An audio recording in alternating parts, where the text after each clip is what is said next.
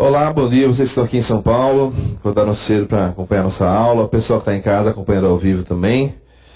E aqueles que estão vendo a reprise. Hoje vamos ter 3 aulas aqui sobre alterações funcionais do aparelho digestivo, né? Então vamos falar um pouco de dispepsia, Helicobacter pylori, úlcera péptica, megaesôfago e refluxo. Vamos começar pela parte da dispepsia e das bases da fisiologia gástrica, né? Que são importantes para a gente entender o mecanismo de ação e a maneira de tratar essas lesões. Então, fisiologia é uma coisa que às vezes cai em prova de residência, não é um assunto tão prevalente, mas cai em questões específicas sobre fisiologia e principalmente para a compreensão da terapêutica desses quadros acidopépticos do trato digestivo alto. Então, falando sobre a fisiologia do trato digestivo alto, uma coisa importante para a gente saber é de que é constituída a mucosa do estômago. Então, a mucosa gástrica ela tem uma função secretora importante. Nós sabemos que o estômago ele é o primeiro órgão em que os alimentos param realmente depois da boca, né? Então, você mastiga os alimentos, ele passa pelo esôfago, que é um órgão de transporte, e fica acumulado no estômago. E esse fato do estômago acumular os alimentos que a gente ingere faz com que a carcinogênese dos alimentos possa prejudicar um pouco a mucosa gástrica, então tem relação com o câncer gástrico, e tem relação também com a parte do preparo desse alimento para a digestão. A gente aprende desde da escola que a digestão começa na boca, através da saliva, né? Mas a função assim, digestiva da boca e do estômago é bem parecida, na verdade. Então, o estômago recebe esse alimento que você mastigou, que começou a ser dissolvido, né, na saliva, e no estômago você tem a trituração dos alimentos. A bomba antropilórica ela vai funcionar triturando os alimentos e preparando para a digestão que realmente se dá de forma mais importante no duodeno, com o auxílio das enzimas pancreáticas. Então, no estômago você tem uma função de primeiro mecanismo de barreira contra infecções. Então, a secreção ácida, ela praticamente esteriliza aí uma grande parte dos alimentos, né? Então, a gente vai ver mais para frente aí que o uso prolongado de inibidores da secreção acidopéptica pode até favorecer alguns tipos de diarreia, alguma coisa aí no decorrer do curso a gente vai ver. Porque o ácido é importante. Então, o ácido ele consegue, né, matar um pouco das bactérias e começar a digestão das proteínas. Então, é o início da digestão das proteínas pela pepsina, mais as enzimas pancreáticas, aí, a tripsina, etc., que vão realmente digerir as proteínas. Então, é o início. Então, qual é a função do estômago? Receptáculo alimentar, misturar, né, o suco gástrico com os alimentos para esses alimentos começarem a entrar numa solução melhor, triturar os alimentos que não estão triturados e ir liberando aos poucos esse alimento no duodeno, né, para a sua digestão completa, né, pedaços de 4 milímetros que são liberados pela bomba antropilórica. Então aquela função bioquímica, aquela função enzimática, aquela função química do estômago, ela existe, mas não é o principal. O principal é receptáculo, barreira contra micro-organismos e preparação do alimento para a sua digestão no intestino delgado. O início da digestão das proteínas, assim como tem o início da digestão dos carboidratos na boca pela saliva com a amilase salivar. Então, é isso que vocês devem ter em mente. E se vocês forem avaliar a evolução dos pacientes que tiram o estômago, as disfunções que eles têm, você vai entender que essas funções que são realmente mais prejudicadas. Então, a mucosa do estômago, onde esses alimentos vão ficar em contato, né, um certo tempo, 3 a 4 horas, é o tempo de esvaziamento gástrico na média, ela tem algumas células importantes. As células parietais produzem ácido, né, o pH do estômago vai ser em torno de 4, então o pH ácido, o pH do estômago. As células secretoras de muco, que estão distribuídas em todo o estômago, as células parietais estão na parte proximal do estômago principalmente. As células principais, que também estão na parte proximal do estômago, então as células parietais e principais vão dar uma secreção de ácido e de pepsinogênio. As células secretoras de muco vão formar a barreira de muco que protege a mucosa gástrica dessa ação ácida e enzimática, para não ter digestão. E o pepsinogênio em contato com o ácido vai se transformar em pepsina para que comece a digestão das proteínas, né? Na parte mais distal do estômago, você continua tendo as células produtoras de muco e passa a ter também as células G, que são as células produtoras de gastrina. Nós vamos ver que o controle da secreção cloridopéptica, ele se dá por mecanismos endógenos do próprio estômago, né, por mecanismos neurogênicos, né, por mecanismos intestinais. Então, no próprio estômago, um dos mecanismos mais importantes é a produção de gastrina, que é ativada basicamente pelo pH do estômago. Então, quando o pH sobe, a produção de gastrina também aumenta. Então, nas situações que você tem um pH mais elevado cronicamente do estômago, você pode ter uma hipergastrinemia relacionada ao uso de medicações. Obviamente, também as células diferenciadas e as células endócrinas e enteroendócrinas no estômago.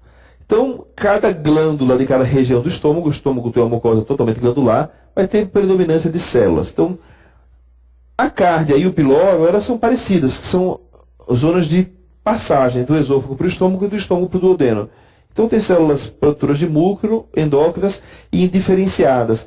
A gente vai ver no estudo da doença do refluxo que quando você tem metaplasia no esôfago, você pode ter uma metaplasia chamada metaplasia cárdica. Então, essa metaplasia cárdica é quando a metaplasia colunar no esôfago dá uma glândula parecida com a glândula cárdica.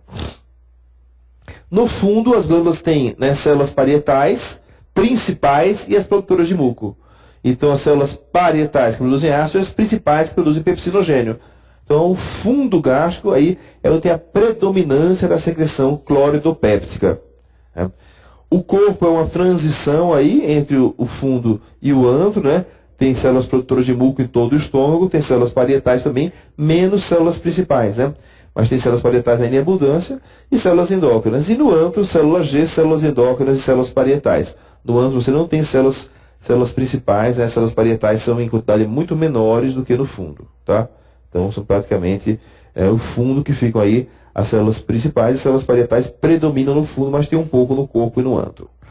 Muito bem.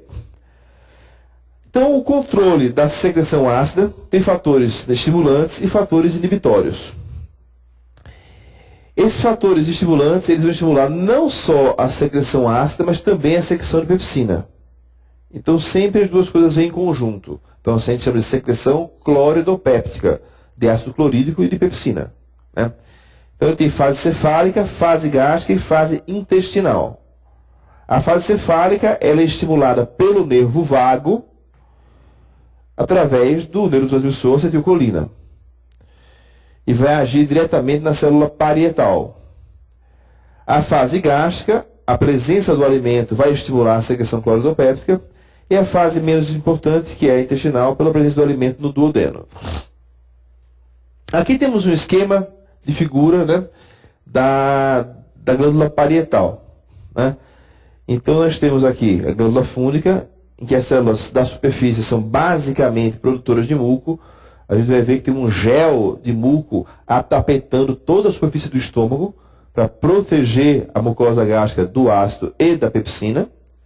E aí você tem células parietais e células principais. Então, a célula parietal produzindo ácido e as células principais no fundo produzindo pepsinogênio. Pepsinogênio é produzido, vai em contato com o ácido, depois de sair da barreira mucosa, vai ativar e virar pepsina, né? E nessa célula parietal, você tem alguns estímulos. A acetilcolina, a gente já falou sobre o nervo vago, então a fase vagal. A histamina, que são os receptores H2, os H1 são relacionados à reação alérgica, né? Os H2 relacionados à secreção péptica. E o receptor para gastrina. Então, eles vão agir aqui e vão estimular a produção de ácido através da bomba, né? Então, a bomba de prótons, que vai secretar ácido. Então, notem que você pode bloquear a secreção ácida com a vagotomia, você pode bloquear com os bloqueadores H2, você pode bloquear, por exemplo, com a antrectomia, diminuindo a produção de gastrina. Ou você pode inibir diretamente a bomba de prótons com os inibidores, né, da secreção cloridopéptica, tipo omeprazol, bantoprazol, os IBP, inibidores da bomba de prótons.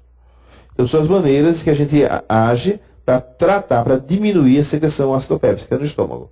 Então, vagotomia, bloqueadores H2, cimetidina é o medicamento mais importante historicamente. Hoje em dia a gente usa mais a ranitidina, que é um pouco melhor.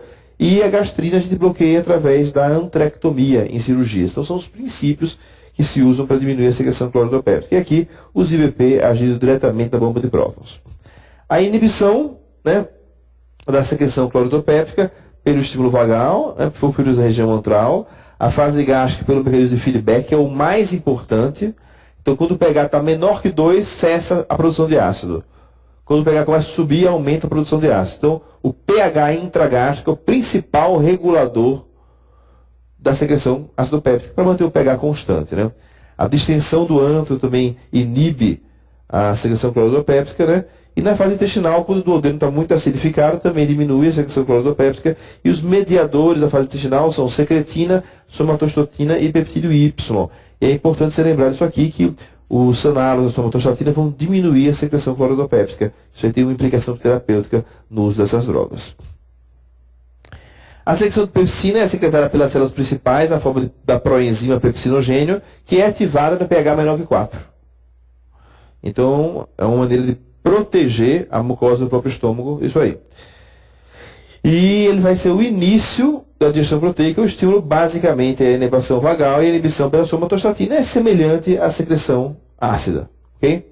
Mas principal fator vago para estimular e somatostatina para diminuir. Existe a barreira mucosa que protege as células da mucosa gástrica do próprio secreção do estômago. Essa barreira mucosa é feita de um gel com muco e bicarbonato. Então, esse gel é muito importante. Vocês vão ver na formação de uma úlcera ou de uma gastrite que um desbalanço entre fatores de proteção ou fatores de agressão pode levar à doença. Então, se eu tirar a secreção de muco e bicarbonato, eu vou ter erosão da mucosa gástrica.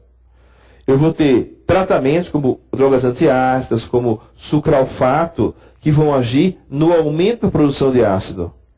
De muco e bicarbonato. E não na diminuição do ácido. E vou ter outras drogas que vão agir na diminuição da produção de ácido. Tudo para proteger a mucosa gástrica da sua própria erosão. Então aquelas células da superfície que secretam, né? Então formam um gel mucoso com pH alto, que protege a mucosa do ácido. E você nota que aquela proenzima, ela com o pH é alto, ela não é ativada. E não digere a própria mucosa. Só vai ser ativada no lúmen gástrico e vai agir sobre os alimentos e não sobre a mucosa do estômago.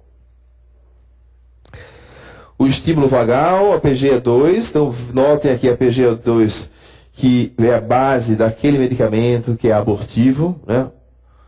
O Cytotec, que se usa tanto, que foi um medicamento pensado para você aumentar a proteção do estômago contra lesões clorodopépticas e que tem o efeito colateral de ser abortivo. Então, ele vai agir justamente nessa fase aí. O sucralfato, a colecistoquinina e o glucagon são fatores de estímulo à sua produção, né? Inibição, anti-inflamatórios não hormonais, né?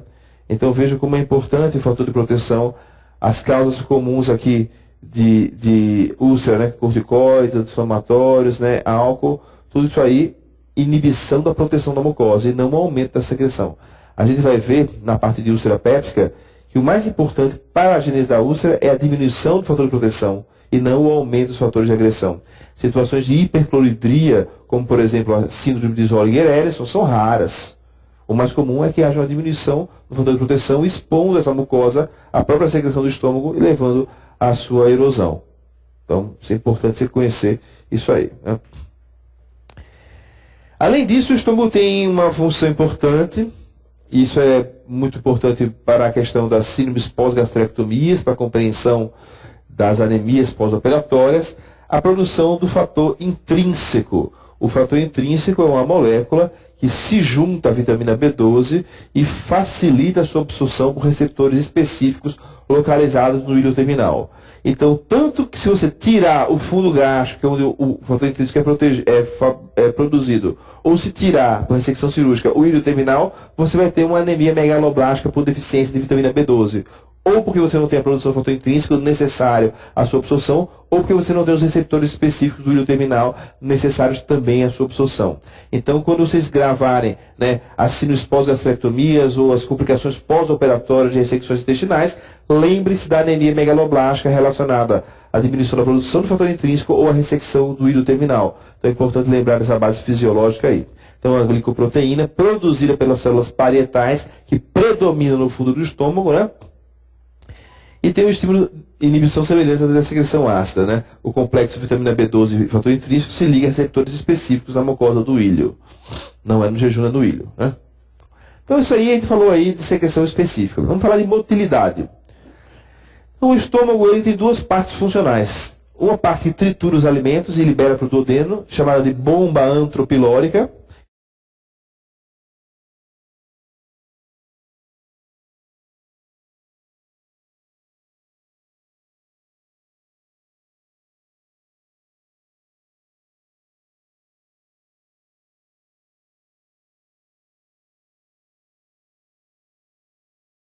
E outra parte. E essa distinção, esse relaxamento, essa acomodação do estômago às alimentações é um processo ativo.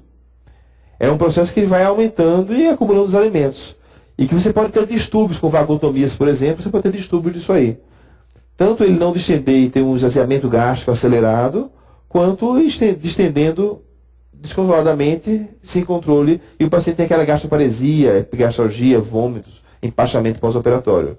Então as duas coisas podem acontecer. Então, esse processo de acomodação do fundo gástrico, que é a capacidade de distensão regulada para receber os alimentos, ela pode estar descontrolada e não parar nunca, ou ela pode estar ausente e impedir uma acomodação, impedir que o alimento fique no estômago um certo tempo e esvazie muito rápido. Então é o processo de acomodação e estômago proximal. Bomba antropilórica, trituração dos alimentos e relaxamento para o duodeno. Então, na deglutição tem um relaxamento do fundo, que é acomodação, e depois que começa a triturar os alimentos, o piloro fecha após 2, 3 segundos da contração antral. Então o antro contrai e o piloro fecha, para que não passe o alimento para o duodeno. E fica indo e voltando ali, digerindo o alimento.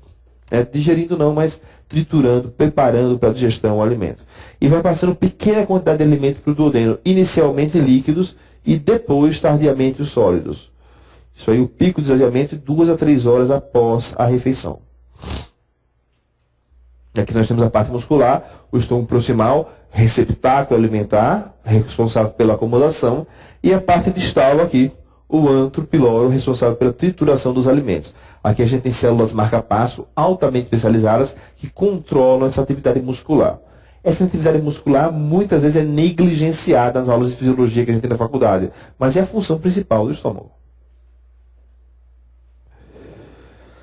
Então, inibição do esvaziamento do estômago, por reflexo inibitório vagal, o alimento do duodeno pela colecistoquinina.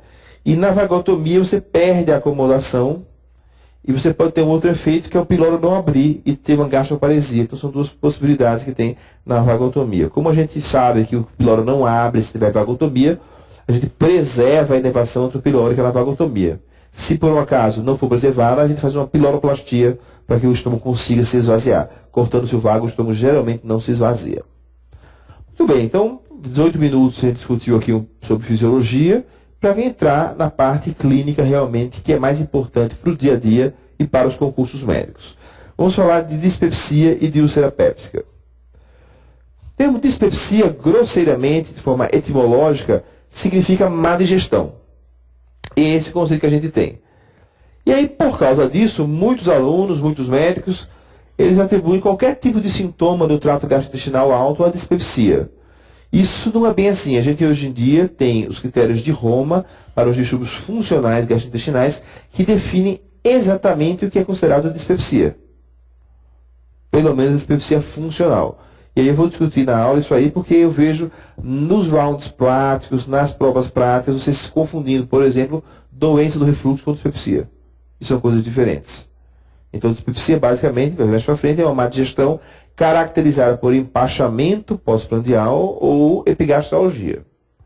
Isso aí a gente classifica como dispepsia. Os outros sintomas podem ou não ser considerados dispépticos.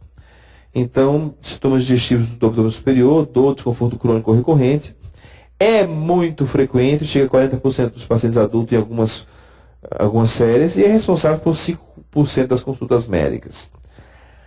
Grosseiramente, essa dispepsia é dividida na dispepsia não funcional, que é simplesmente um paciente dispéptico, no qual você encontra uma doença orgânica que justifique o sintoma dispéptico. Se você não encontra doença orgânica que justifique esse sintoma, você vai classificar esse paciente como dispepsia funcional.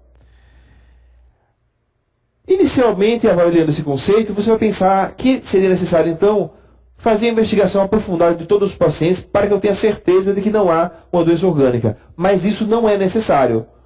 Criaram-se critérios clínicos em que, quando você não tem fatores de risco, quando você não tem sinais de alerta, você pode classificar o paciente como dispepsia funcional e tratá-lo como tal. Se você tiver sintomas de alerta ou fatores de risco, você deve sim fazer a investigação. A existência dos critérios clínicos para doenças funcionais do aparelho digestivo é justamente para evitar a investigação clínica desnecessária, que é cara e não é benéfica ao paciente. É focar que paciente se beneficia da investigação e que paciente não se beneficia da investigação. Então, esses critérios foram propostos em 2006, Roma 1, Roma 2, Roma 3, e hoje em dia, qualquer texto científico que se propõe a falar de doença funcional tem que citar os critérios de Roma. A citação vem aumentando progressivamente, vejam como aumentou muito, né? Então, presença de um ou mais sintomas dispépticos originários da região gastroduodenal, então localiza nessa região, na ausência de qualquer doença orgânica, sistêmica ou metabólica. Aí entra, por exemplo, pacientes com diabetes. Então tem uma gastroparesia relacionada ao diabetes. Não é dispepsia funcional, é gastroparesia relacionada ao diabetes. Pacientes com hipotireoidismo, pacientes com alterações de metabolismo do cálcio. Então, doença orgânica, né, metabólica ou sistêmica que possa explicar. Se você não tiver nada disso, aí sim é dispepsia funcional. Então não é apenas uma doença anatômica ali no estômago e no duodeno, também doenças sistêmicas que tenham repercussão sobre a função gastroduodenal podem, né, explicar sintomas dispépticos e não seja realmente dispepsia. Então, critérios de Roma 3 para dispepsia funcional, que é não orgânica, aquela que não tem doença metabólica, sistêmica ou orgânica que justifique, né, a dispepsia. Então, um ou mais dos seguintes sintomas: sensação incômoda de plenitude pós-prandial. Plenitude pós-prandial é o empachamento, que é o sujeito sentir-se muito cheio depois de uma refeição de tamanho habitual. Não é você sair daqui e ir para a feijoada bolinha, comer feijoada vai se estourar e ficar com empachamento. Isso aí é fisiológico, é normal. É você comer uma refeição normal, tranquila, e aí sentir como se tivesse comido muito mais que aquilo. Esse é o desconforto pós-prandial, tipo empachamento ou plenitude pós-prandial. Saciedade precoce é praticamente, né, mesma coisa de cima, um tipo de variação do sintoma. E a epigastralgia, que pode ser só dor ou dor e queimação. Também esses dois de baixo são o mesmo sintoma. Então, dor epigástrica ou queimação epigástrica. Então, dor epigástrica, qualquer tipo ou especificamente queimação, que é o principal, a queimação epigástrica. A pirose epigástrica. Pirose, sensação de queimação, pode ser decorrente de esofagite, então pirose retroesternal, pode ser epigástrica, pode ser no dedo do pé para neuralgia, pode ser intercostal nervos óssea. Então tem um pirose, não é pirose epigástrica. Pirose é epigástrica, é retroesternal, é intercostal. Pirose é só a sensação de dor em queimação. Ok? Então pirose epigástrica. Não deve haver doença estrutural que justifique o quadro clínico. Então os critérios devem ser totalmente preenchidos por 3 meses e o início dos sintomas deve se dar pelo menos 6 meses antes do diagnóstico. Então ele tem essa sensação por um período prolongado, não é que teve hoje, ontem, tem uma jeca, tomou um medicamento, tem efeito colateral do medicamento, não. É uma coisa recorrente, que passa por 3 meses, né, consecutivos, né. E aí você divide esse diagnóstico B1, que é o de dispepsia, em 2 diagnósticos diferentes. O primeiro, síndrome do desconforto pós-prandial, que é o empachamento. E o segundo, síndrome da dor epigástrica. São 2 síndromes diferentes. Desconforto pós-prandial, que é saciedade precoce ou plenitude pós-prandial após a refeição normal. E a dor epigástrica, que é uma dor ou uma queimação epigástrica. Basicamente é isso, né? Então, do desconforto pós-prandial, que é o B1A, é um ou ambos dos seguintes, né? Desconforto pós-prandial, sensação de plenitude, depois de refeições de tamanho habitual. Pelo menos várias vezes por semana, não é uma vez só que sentiu isso, ok? Ou saciedade precoce, né, que impede que você termine uma refeição de tamanho habitual também. Pelo menos várias vezes por semana. Então, é isso aí. Aí, critérios que dão apoio, né, ao diagnóstico, né? Sensação de gases ou de aumento do volume, né? Pós-prandial, náusea ou eructações excessivas, né? A dor epigástrica também pode ocorrer em conjunto com essa aqui. E a dor epigástrica é dor ou queimação localizada no epigástrio, né? pelo menos de moderada intensidade, né? Pelo menos uma vez por semana. A dor é intermitente. E vejo que a dor epigástica tem que ter todos os seguintes. Então a dor de caráter é intermitente, não uma dor contínua, né?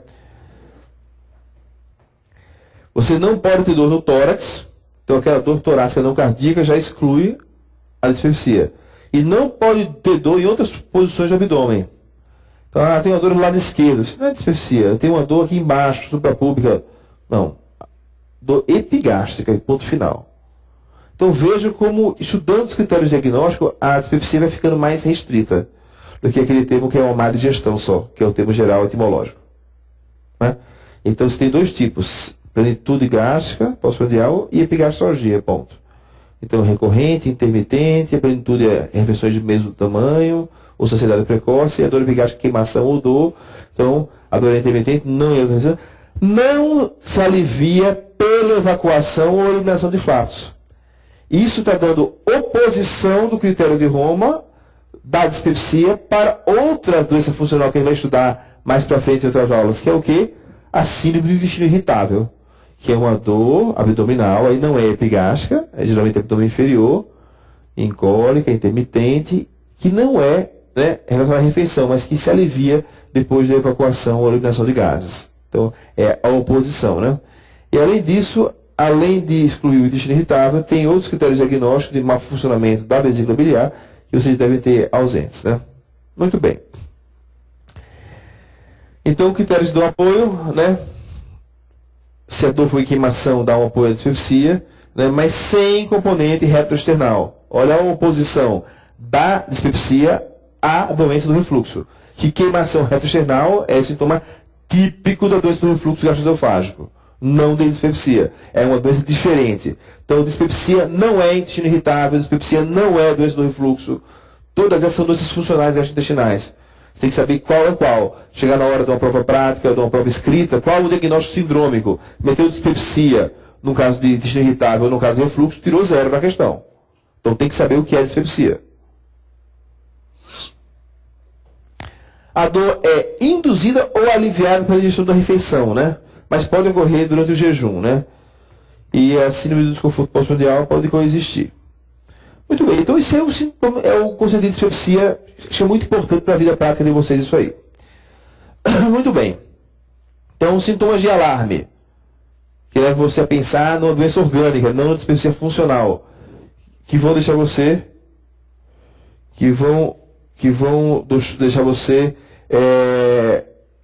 preocupado e demandam investigação complementar. Perda de peso, disfagia, sinais de sangramento e sinais de obstrução gástrica. Então, sinais de obstrução gástrica, vômitos pós-prandiais, principalmente tardios. Então, náusea, empachamento pode ser dispepsia. Mas aquele paciente que tem disfagia ou tem vômito alimentar tardio, é um sinal de obstrução gástrica. Né? Aqui a disfagia, a obstrução da cárdia e aqui do pilório ou do antro. Né? Sinais de sangramento, anemia, melena, hematêmese, anemia principalmente hipocrômica microcítica e o emagrecimento de forma geral. Claro que icterícia e outros sintomas também podem ser considerados de alarme, né? Investigação, endoscopia digestiva alta é o principal, o primeiro, mais importante exame a ser solicitado. Então, pacientes com sinais de alarme, pacientes com mais de 50 anos, alguns autores falam 45 anos. Pacientes que têm ansiedade ou medo de câncer, é uma indicação liberal para endoscopia, não é obrigatório se pedir, você pode pedir com base nisso aí. Então, peço endoscopia para os pacientes que têm muito temor de câncer. Ou pacientes com fatores de risco, por exemplo, estenose cáustica, pacientes que têm familiares com câncer de estômago. Então, um fator de risco aumentado para alguma doença orgânica. Você pede. Então, é bem liberal a solução da endoscopia. Na prática clínica, a gente vê uma solicitação excessiva de endoscopia, porque a conduta da dispepsia sem fatores de risco, sem nada, é tratamento clínico da dispepsia. Se não resolve, aí depois de um mês você faz endoscopia. Não é você pedir endoscopia para todo mundo deliberadamente. Isso está errado. Tratamento da dispepsia. Então, dispepsia orgânica é tratar a causa. Não é um câncer de estômago, tratamento do câncer. É uma úlcera pélvica, tratamento da úlcera. É uma gastrite erosiva, tratamento da gastrite. Então, achou uma causa de dispepsia, conduta, tratamento da causa. Não achou-se causa para a dispepsia. a dispepsia é funcional. Então, medidas de higiene dietéticas, medicações anti-ulcerosas por curtos períodos, procinéticos, e existe uma dúvida se deve ser ou não tratar o Helicobacter pylori. Então, medidas de higiene dietéticas, evitar irritantes gástricos, como café, né? Alimentos muito ácidos, puros, né? Bebidas alcoólicas. Então, uma dieta fracionada, saudável, sem irritantes do estômago, sem excessos. O leite pode ser usado não como terapêutica, tá com dor, tome leite, porque tem efeito rebote e aumenta a secreção clorodopéptica, mas na alimentação normal, né? As medicações anti-ulcerosas, aí o principal que a gente vai usar é realmente o inibidor de de prótons, tipo omeprazol 40 mg, durante 4 semanas é suficiente, são curtos períodos, né?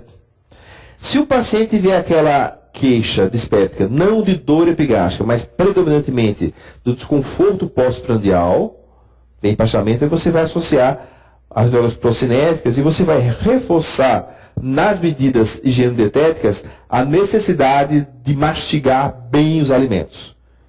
Justamente para melhorar, facilitar a função motora do estômago, que parece que é o que é mais comprometido nesses pacientes. Então, mastigue bem os alimentos, evite alimentos, bebidas gaseificadas, né, para que você tenha uma melhor função gástrica. E se com isso não resolver, a associação de drogas procinéticas, tipo domperidona, bromoprida, 10 mg antes das refeições. Então, você pode associar. Então, são medicamentos sintomáticos que se usam. O Helicobacter pylori, ele é jovem, foi descrito em 1984. Né? Então, a gente tem aí 2004, 20 anos, né? Quase 30 anos aí, né? 30 anos, 31 anos de Helicobacter pylori. É uma infecção crônica, adquirida na infância, acredita-se, né? E que o sujeito leva por toda a vida. Ele pode ser reinfectado? Pode. Mas normalmente ele é infectado na infância e carrega por toda a vida. A grande maioria dos pacientes com Helicobacter pylori não desenvolve úlcera. A grande maioria não vai ter nada do Helicobacter pylori.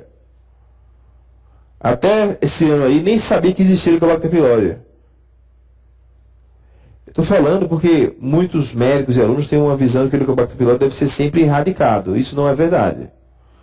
Existem indicações restritas para a erradicação do Helicobacter pylori, principalmente no nosso meio, em que a prevalência do Helicobacter é muito alta.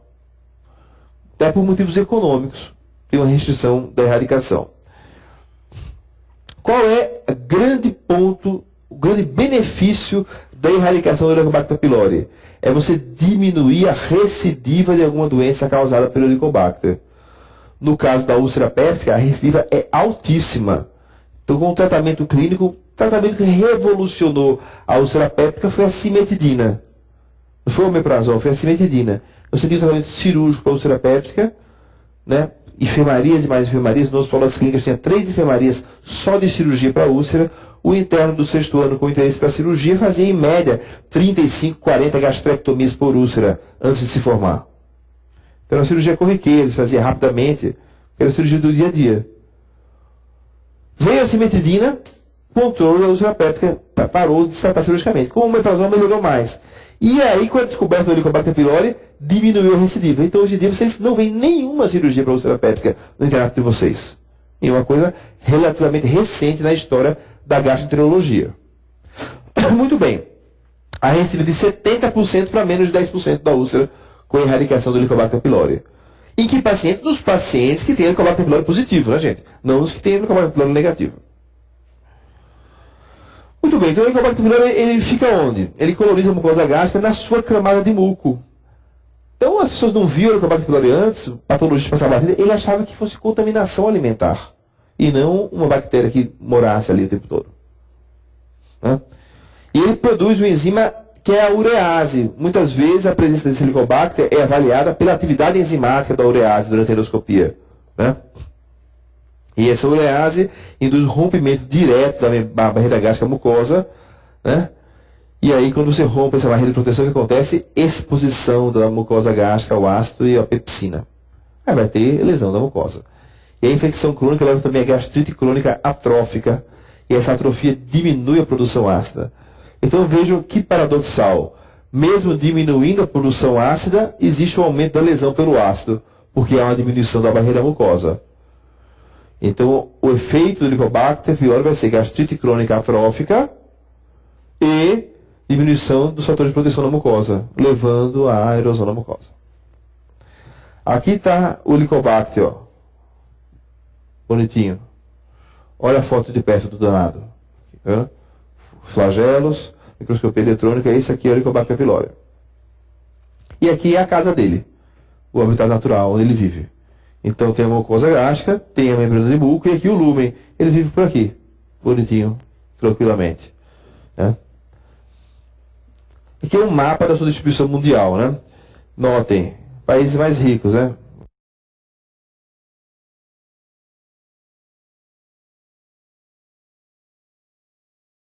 América do Norte, 40%. Europa, né? A parte ocidental, 30%. A parte oriental, 70%. Né? Pega a África, 90%, 80%. Né? Pega a Ásia aqui, né? 70%, 80%. Japão, 50% só. Mais desenvolvido, né? Austrália, 20%. Né? Já a região mais pobre, Indonésia, etc., 70%. Então vejam que tem relação direta com o quê? Com o desenvolvimento social e econômico da região. Quanto mais desenvolvido, menor a incidência de Helicobacter pylori, inclusive numa mesma região geográfica. Quanto melhor a condição socioeconômica, menor a incidência. Vejam, por exemplo, aqui no Brasil. Quem pensando em elite, né? Então vamos pensar em elite. Elite, estudantes de medicina, Universidade Federal de Pernambuco, onde eu me formei. Elite, né? Trabalho aqui, incidência de violência 31%. Vamos ver aqui. Moradores da zona rural do Mato Grosso, 83% de prevalência. Então, quanto melhor a condição socioeconômica, menor a incidência de Helicobacter. Então, é uma infestação que dá em populações mais pobres. Água não tratada, etc. Né?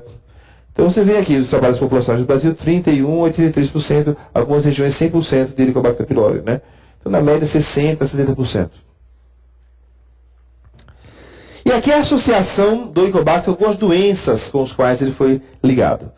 Então você imagine, se eu tenho uma infestação que tem 70% de prevalência na população, eu posso falar, num estudo transversal, que os pacientes com Helicobacter pylori têm mais câncer, têm mais infarto, têm mais constipação, têm mais diarreia, têm mais dor de estômago. Eu posso relacionar a infestação do Helicobacter pylori a praticamente qualquer doença, porque é muito prevalente. Então, quando foi descoberto, houve uma associação a muitas doenças que não têm relação causal com o Helicobacter pylori. Então, houve uma expansão muito grande do tratamento. Hoje em dia, tem uma restrição do tratamento para as situações em que realmente há benefício. Houve até a fundação de uma sociedade protetora do Helicobacter pylori, para poder diminuir a indicação de tratamento que estava excessiva. Tem trabalhos da década de 80, 90, associando o Helicobacter pylori a AVC, associando o Helicobacter pylori a infarto, tudo isso. Porque tinha prevalência muito alta na população, você acaba tendo esses trabalhos desse tipo. Então vamos ver. Dispepsia funcional, úlcera gástrica, úlcera duodenal e câncer gástrico. Né? Então, dispepsia funcional, né? A associação aí 70%, 56%, 50%, então associação razoavelmente alta. Para a úlcera gástrica, então os pacientes com úlcera são H. pylori positivo em 79%, 87%, 100%. Vejam que já é uma prevalência maior do que a população geral para a úlcera gástrica. Úlcera duodenal, então, 96%, 98%, 100%, 96%, 85%, 87%. Para câncer gástrico, 60%, 70%, mais ou menos a incidência que tem na população.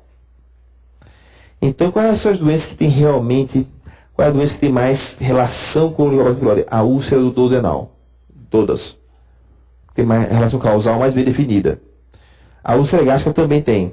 O câncer gástrico tem aquela coisa de que dá mais população pobre, igual ao Helicobacter pylori, não se sabe bem se é fator causal ou se é uma coincidência. Parece que algumas cepas favorecem, outras não. Então tem uma relação. O linfoma tipo Malte tem, você trata o Helicobacter pylori, o linfoma some. Então é causado pelo Helicobacter pylori, então o linfoma tipo Malte. Então o linfoma tipo Malte e úlcera duodenal são as duas doenças que são realmente causadas pelo Helicobacter pylori. A úlcera gástrica tem uma relação grande, então passou a dizer a úlcera péptica, E a dispepsia e o câncer ficou naquela dúvida se tem ou se não tem, parece que uma cepas tem, outras não tem, e acaba se indicando em populações específicas para a dispepsia e para o câncer. Já para a úlcera duodenal e úlcera gástrica e linfoma tipo malte, não, o benefício é comprovado da erradicação. Muito bem. Então, pensando no mundo tem uma população Helicobacter pylori negativa e uma população Helicobacter pylori positiva. A grande maioria das úlceras duodenais estão nos pacientes Helicobacter positivo.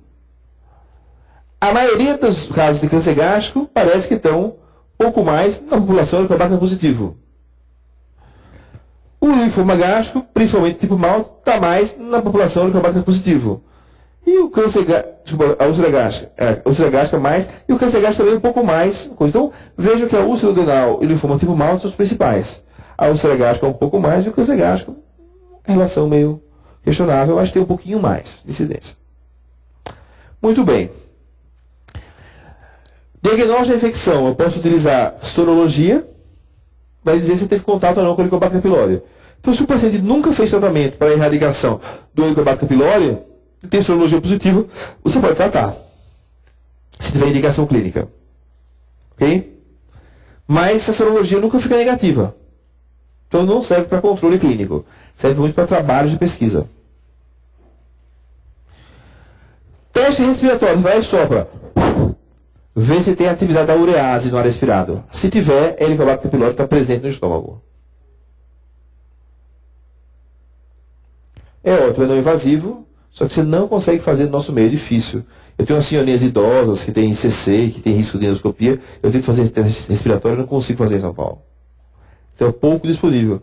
Seria um melhor exame que é pouco invasivo. Antígenos fecais. Vê antígeno do Helicobacter pylori também nas fezes. Existe também pouco disponível. Então, são testes pouco disponíveis, mas são testes que é bom você saber que existem. E tem os testes endoscópicos, que são invasivos. A atividade da urease na endoscopia, o anátomo patológico, a identificação do Helicobacter pylori, e a cultura. A cultura não é feita de rotina, é um meio especial, é um processo muito caro. Você acaba reservando a cultura para aqueles pacientes com infecções crônicas, recidivantes, ou que não respondem ao tratamento antibiótico, para você ver que esquema antibiótico você vai usar. Então, também é um exame de exceção à cultura. Geralmente, a urease e o anátomo patológico, sendo o anátomo patológico um pouco mais confiável. Então, quando você tem indicações para erradicar o Helicobacter pylori? Os pacientes com linfoma tipo malte e úlcera péptica com H. pylori positivo. Esses se beneficiam sabidamente. Diminui a recidiva da úlcera péptica de 70% para 10%, e o linfoma de malte cura-se, desaparece em 50% das vezes. Então é ótimo. Os outros são sem benefícios comprovados, mas benefícios potenciais, que no consenso de especialistas você achou que é vantajoso tratar. Então vamos ver. Terceiro consenso brasileiro acerca do Helicobacter pylori 2013, referência para vocês usarem para concursos médicos. Certo? Indicações. Dispepsia funcional foi indicada. Então, você pega um paciente com dispepsia funcional, teste respiratório Helicobacter pylori positivo, você pode erradicar o Helicobacter pylori. O grande problema é que o tratamento clínico com medidas dietéticas, higiênicas e de ácidos tal, para a dispepsia tem um mau resultado. E você associando a erradicação do Helicobacter pylori melhora o resultado do tratamento da dispepsia. Não fica ótimo, perfeito, mas melhora bastante. Então, como o resultado é ruim no tratamento clínico, você associa a erradicação do Helicobacter pylori. O úlcera gástrica duodenal ativa ou cicatrizada. Veja que tudo que eu falei para vocês aqui sobre o Helicobacter, eu falei que a erradicação diminui a recidiva. Não acelera a cicatrização. Você vai tratar a úlcera com inibidor de bombão de prótons. Então, por exemplo, um paciente com hemorragia digestiva alta, você não faz pesquisa de Helicobacter pylori na vigência de sangramento. Você não faz biópsia na vigência de sangramento, que vai sangrar mais. Você vê hemostasia, trata ali 7 dias, repete a endoscopia depois, aí sim faz a pesquisa do Helicobacter pylori. Você pode até tratar inicialmente a úlcera sem a erradicação do Helicobacter pylori e depois de um mês você fazer o tratamento. Porque o esquema antibiótico para a erradicação do Helicobacter, ele dá sintomas dispépticos. Eucariotromicina, etc. Então você não precisa tratar de imediato, porque aquele tratamento não vai curar a úlcera, a dispepsia. Ele vai diminuir a recidiva principalmente. Então, geralmente, você dá os inibidores de molipróton por alguns tempos, quando o paciente melhora do sintoma, você faz a erradicação do Helicobacter pylori. Gastrite histológica intensa. Pacientes de risco para úlcera ou complicações que deveriam usar cronicamente o AS, mesmo em doses baixas. Então, o cara já vai ter um fator de risco para úlcera, que é o uso do AS. Aí você vai deixar o Helicobacter pylori ali para piorar? Não, você já faz a erradicação do Helicobacter pylori. Pacientes com risco de sangramento, como púrpura trombocitopênica idiopática, indivíduos com risco para câncer gástrico. Então, na população geral, nunca houve um trabalho mostrando que a erradicação do Helicobacter pylori diminui a chance de câncer. Mas no paciente que já tem um fator de risco, por exemplo, parente de primeiro grau com câncer, e que tem Helicobacter pylori, é melhor erradicar. Um paciente que fez uma ressecção de um câncer, seja uma gastrectomia parcial, em cunha, ou uma mucosectomia, e que ficou com o estômago lá. Então, que gastrectomia total não tem indicação, porque tirou o estômago, não tem mais Helicobacter pylori. Mas se for gastrectomia parcial, mucosectomia ou ressecção em cunha, e tem Helicobacter pylori, você trata também por erradicação. Né? E os pacientes com fatores de risco tipo gastrite crônica atrófica, ou metaplasia intestinal no estômago, com Helicobacter você erradica. Então você está erradicando que pacientes? Pacientes com risco de câncer, pacientes com risco de sangramento ou de úlcera, pacientes com úlcera ou linfoma, e agora entraram os pacientes com dispepsia funcional. Que era a indicação que existia no consenso mundial para o Helicobacter é de Maastricht. O último, que é o 4, é de Maastricht-Florença, porque foi Florença. Então, se quiser referência mundial, Maastricht já indicava, desde o terceiro, a erradicação da dispepsia. Aqui no Brasil a gente não indicava, porque achava que a prevalência era muito alta, etc., não tem benefício. Depois do último consenso mudou isso aí. Então, uma certa mudança de 2013 para cá, vocês podem ver alguma diferença aí em resolução de questões, tá?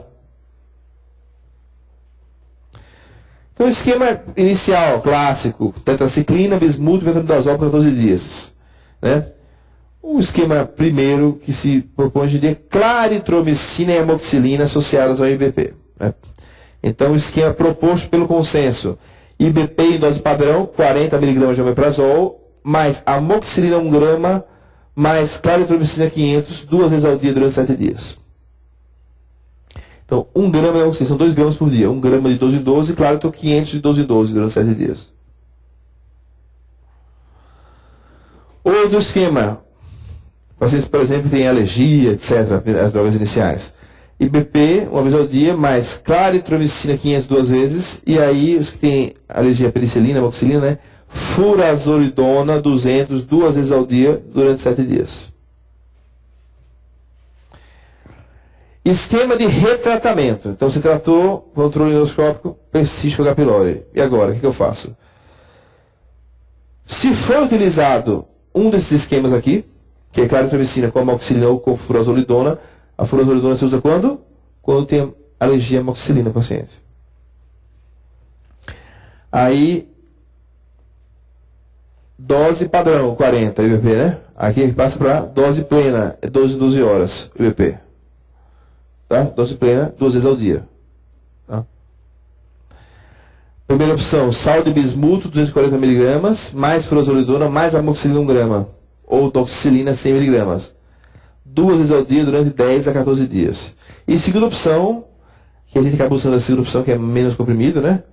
IBP, dose plena, mas levofloxacina 500 unidades, uma vez por dia. Amoxicilina 1 grama, 2 vezes por dia. Ou levo mais furazolidona. Depende se você tiver alergia ou não, tá?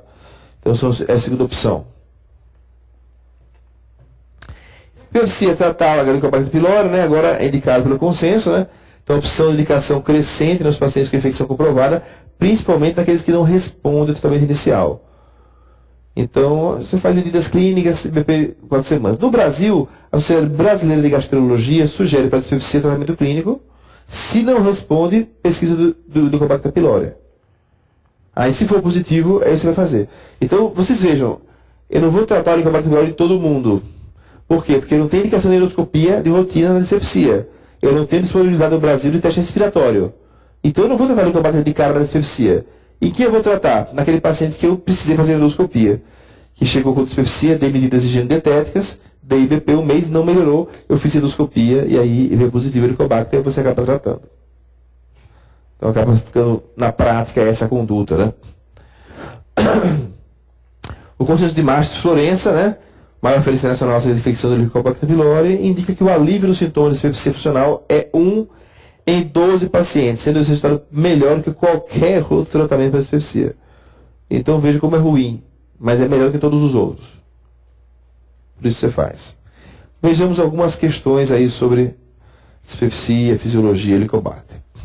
Então, de acordo com as células do estômago e suas secreções, correlaciona a primeira coluna com a segunda coluna e diga o item correto. Então, primeiro, células parietais, 2 células principais, 3 células G, 4 células D e 5 células ECL. Então, células parietais secretam o quê? Ácido e fator intrínseco. Células principais, o quê? Pepsina. Então fica 1, 1, 2, 2, né? 1, 1, 2, 2, já temos a resposta que é a letra A. Então bastava saber essas duas coisas aí. E você vai bastar saber uma coisa só, você já respondeu a questão. Uma questão fácil, né? Então células G gastrina, células D somatostatina e células ECL histamina. São mecanismos intrínsecos de controle da secreção ácida do estômago. Por isso que tem o receptor H2 lá no estômago, tá? Um paciente de 40 anos com queixa de dor epigástrica sem irradiação, com 3 meses de evolução. Então, o que esse paciente tem? Dispepsia do tipo epigastralgia. Tem 3 meses, então já ficou naquele critério temporal. Então tem dispepsia. Foi feita endoscopia, que mostrou lesão ulcerada ativa na parede anterior do bulbo duodenal, com teste da urease positivo. Então eu tenho uma úlcera ativa com H. pylori positivo. Com relação ao diagnóstico da lesão, a cidade é correta. O que eu queria falar, acabei esquecendo de falar para vocês, é assim. A indicação de tratamento é úlcera ativa ou cicatrizada. Exemplo, eu faço uma endoscopia preventiva num paciente com 60 anos. Eu chego lá e encontro uma úlcera linear cicatrizada no duodeno ou no estômago, né? Que seria aquela fase S2 de Sakita da úlcera, já viu na sua frente. Então não tem gastrite, não tem úlcera, não tem queixo, não tem nada. Mas ele teve uma úlcera. Eu sei que a erradicação do Helicobacter faz o quê? Diminui a recidiva de 70% para 10%. Teve uma úlcera, tem Helicobacter, eu vou fazer a erradicação. Mesmo sem o paciente ter sintoma nenhum, sem ter nada. Então, passado de úlcera, ou a cicatriz endoscópica de uma úlcera, duodenal ou gástrica, indica a erradicação. Então, aqui temos uma úlcera ativa, né? Duodenal com H. pylori positivo, gente, que é o teste da urease positivo. Por isso que é importante conhecer os testes, teste da urease e H. pylori. O que tem que fazer? Tratar a úlcera e erradicar o Helicobacter pylori, né? Então, letra A. A cultura da mucosa gástrica é o método de escolha para o diagnóstico. Quando a endoscopia é realizada, não. O método melhor é o anatomopatológico e o teste da urease pode ser utilizado também. Após o tratamento do Helicobacter pylori, o método de escolha para confirmar a erradicação é a sorologia. Não. Ela não confirma a erradicação, ela vai ficar sempre positiva. O método de controle da erradicação é o teste respiratório ou a endoscopia digestiva alta. Aí você vai usar a urease não respiratória na endoscopia ou a P também na endoscopia. O teste para H. pylori deve ser realizado somente em lesões ulceradas com sangramento ativo. Não, a gente não faz com sangramento ativo. E tem que ser feito em todas as úlceras cicatrizadas ou ativas. Histologia, cultura e teste rápido da urease são os testes invasivos para o diagnóstico do Helicobacter pylori. São os testes que nós fazemos através de endoscopia digestiva alta. Os testes não invasivos para o diagnóstico são a sorologia e a cultura. Não, a cultura é invasiva. São a sorologia, o teste, para pesquisa de antígenos fecais e o teste respiratório da urease. Então não é isso aqui. Então vejam que achei interessante que envolve você conhecer aí todos os métodos de diagnóstico e o porquê de cada um. Então sempre é importante saber o porquê das coisas para não precisar decorar, para poder aprender e levar para frente esses conceitos. A bactéria Helicobacter pylori associa-se diretamente a que câncer de estômago. Então, tem associação com câncer gástrico, adenocarcinoma? Tem. Mas associação geográfica, fatores de risco, condições socioeconômicas, não é uma associação causal bem estabelecida. Ela se associa diretamente com a associação causal, que você erradica e trata em que tipo de lesão? Linfoma malte. Então, adenocarcinoma não. Linfoma malte, sarcoma, tumor estromal e tumor carcinóide. Quais dos pacientes a seguir, olha que interessante, com teste da urease positivo, Tem indicação absoluta de erradicação. Linfoma malte. Tem, né, gente? Falei. Então, esquece D, A, B ou C. Doença do refluxo. Vocês viram eu falar disso em algum momento dessa aula, Gabriela? Não. O consenso fala sobre os refluxos, fala um monte. Antigamente se falava o quê? A erradicação do Helicobacter pylori piora o refluxo. Por quê? Da gastrite crônica atrófica, diminuição da produção gástrica, hipocloridria. Você erradica o Helicobacter pylori, que acontece normalização da produção ácida. Quem tem refluxo vai melhorar ou piorar? Vai piorar. Outros trabalhos agora mostram que realmente não piora, isso aí é demais.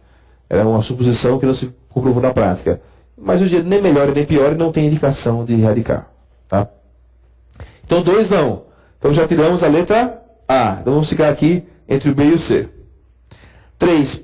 Pacientes com dispepsia funcional tipo úlcera. Hoje em dia é indicação. Pacientes com gastrectomia B2 por úlcera gástrica. Não tem dúvida que a gastrectomia B2 sempre é subtotal parcial.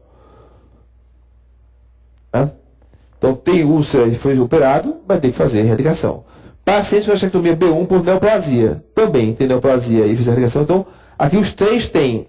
Esses 2 é mais consensual. O dispepsia, a gente tem indicação do consenso hoje em dia, mas geralmente você faz depois que você acaba fazendo, né?